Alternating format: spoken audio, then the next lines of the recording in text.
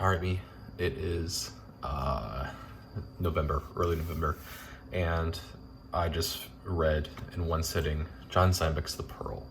Um, Obviously, this was a one sitting book. I mean, it's 100 pages, double spaced, and this little thing.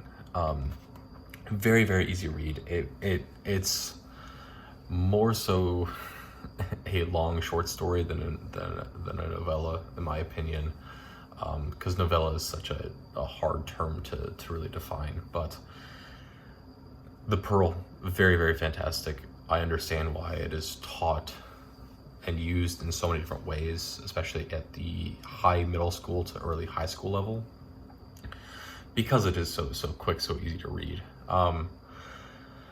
This, I think I initially bought because it was on some reading list for the school I'm at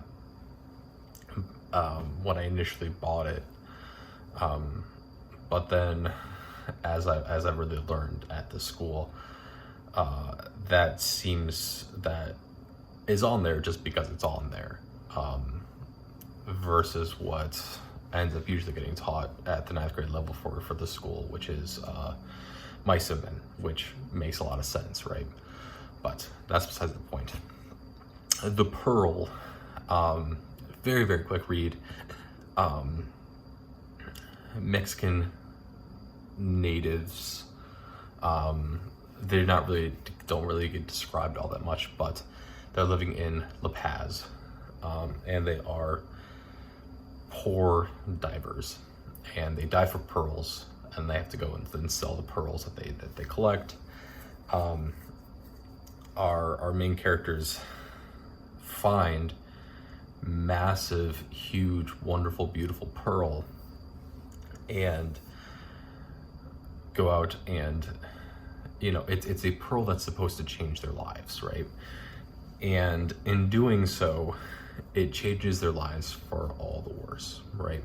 And you can read this as a parable. I'm not necessarily so interested in reading this parable, because it's not like their ambitions and their desires destroyed them, but rather it was everyone else that destroyed them, right? Which is difficult to kind of deal with, right? So I don't even remember the main character's name. I read this so quickly. Kino, because you have Kino, Coyotito, and God, what's her name? Juana. See, this is what I get for reading too quickly, is I just forget characters' names. But they all, well, that's something. Kino finds really, really massive pearl that's supposed to change kind of their lives.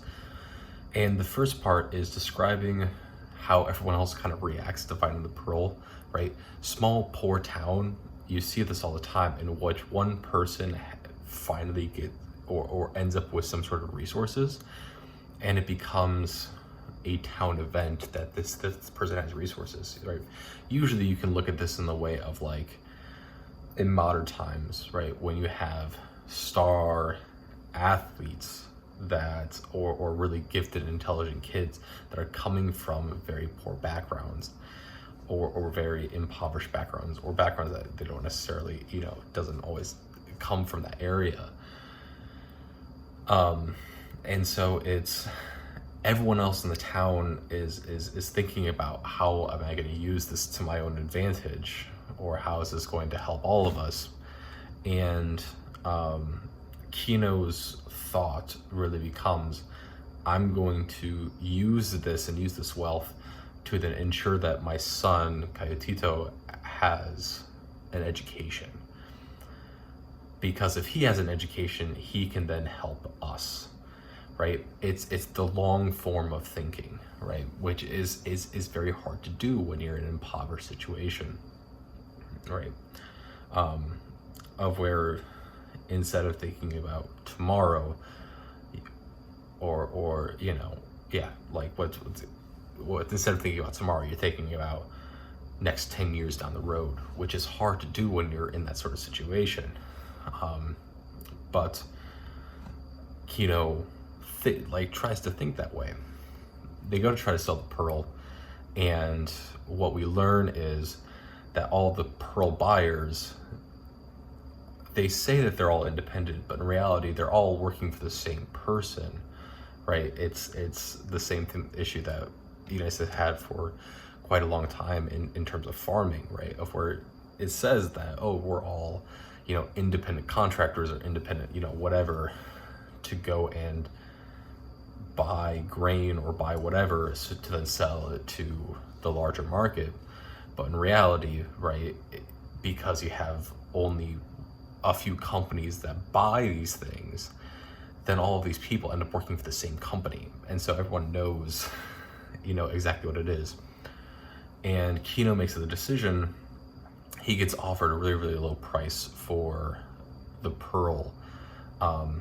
And so Kino makes the decision that he's going to try to upset the balance, upset the labor and the structure of labor and the structure of money in this area, and says, I'm going to go instead take this to the capital and see what I can get there, right? And sell it myself. Which is, of course, destruction of labor, of labor in a, purely capitalistic, everything you do is for money sort of way, right? Because now instead of, being forced to sell because that is what's local and because that is what's immediately there, instead Kino wants to sell something at a much higher price because he understands that there's value in there somewhere, right? And it's upsetting the standardized labor towns and labor structures, and that does not go well, because then there's also a doctor that's involved in this. That's a whole other part of this, but Kino, Wana, Kayotito get attacked. Everything they own gets destroyed. Kino, Wana, and Kayotito end up traveling out and trying to make a run for it effectively to one of the northern cities to sell the Pearl there, and they end up getting tracked along the way.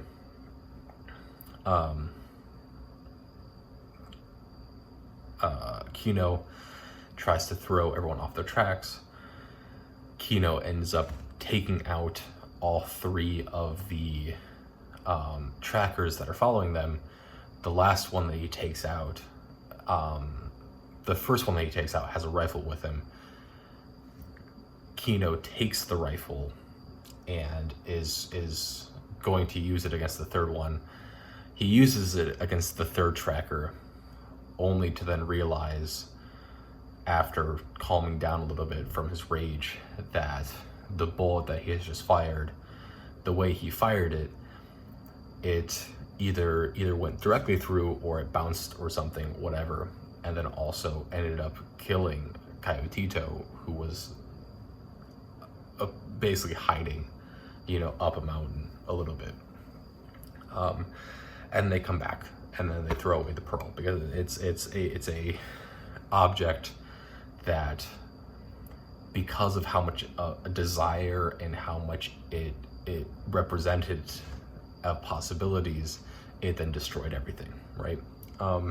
Which, right, in of itself, in a sense, is still a very, very large thing that we see, right?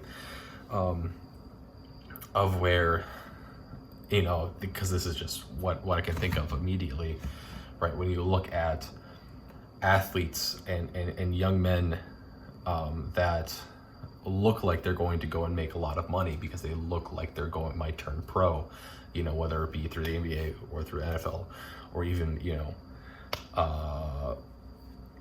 doing European or off-sea, or whatever it may be. What you see a lot, especially as they start to garner attention, is then everyone comes out of the woodworks and wants to, have a little bit piece of it or have a conversation with them, right? And it's a very fine line that you have to balance, because especially looking at this from a teacher's perspective. If you have a kid that is in an impoverished situation, but looks like they have a natural talent and a natural ability that is getting attention and getting interest, that they might then be able to go and further themselves on the basis of that talent, it's very hard to turn down that kid. Especially, especially in impoverished situations, right? Of where that becomes a ticket out for an entire family if the kid does the right things.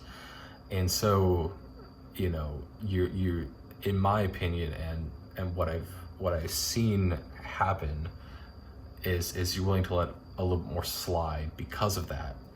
And unfortunately, that becomes a very, very delicate and fine balance, because you have these kids that become surrounded and can start doing whatever they want outside of school. But then also, in some of the few places that there is designed to be some sort of structure, if you let too much slide, then it all gets worse and worse and worse. And the thing that was the greatest hope that they had, and looked like their ticket into a much better life, the pearl, or athletic talent or academic talent or whatever it may be, then suddenly becomes their greatest downfall, right? In the pearl, Kino's incessant rage and desire to defend his family, and the way that he goes about doing it eventually is the downfall, right? Of where he ends up killing not only now 4 men at the end of this, 5 men, I think, but then also has killed his own son. Versus, you get away with so much now, then it destroys you, right? And suddenly, one bad decision gets you arrested, or one bad decision, suddenly you have one teacher, or it becomes too much, of where, okay, we just can't pass you, we just can't get you through to the next level because you've given up on this portion of your social contract, right? But yeah, that is John Steinbeck's The Pearl. Very, very easy, very, very quick read. A very nice job exploring some ideas about greed, human nature, labor in a capitalist society. And yeah, that's that.